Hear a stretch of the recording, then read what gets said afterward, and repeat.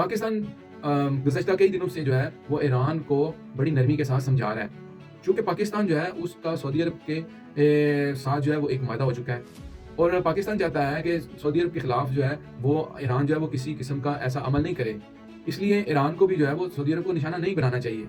पाकिस्तान का सऊदी अरब के साथ जो है वो एक दफ़ाई माहदा है और उस दफ़ाई माहदे के तहत अगर ईरान जो है वो सऊदी अरब के ऊपर किसी किस्म का हमला करता है तो जनाब पाकिस्तान जो है वो उसका ऑब्वियसली उसको जवाब देना पड़ेगा। तो पाकिस्तान को मुदाखलत करनी पड़ेगी।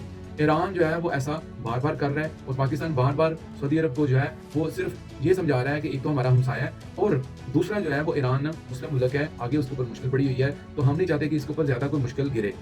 तो ईरान बार-बार ऐसा करके गोया अरब ममालिक के साथ जो है वो जंग चाहता है। तो मैं समझता हूँ कि अगर अमरीकी अड्डों के अलावा या अमेरिकी बेड़ों के अलावा ईरान अरब ममालिक के अंदर पब्लिक प्लेस के ऊपर अगर किसी किस्म का कोई हमला करता है, तो मेरा ख़्याल है ईरान जो है वो इस वक़्त अपने आप को खुश करने की बजाय अमेरिका को खुश कर रहा है।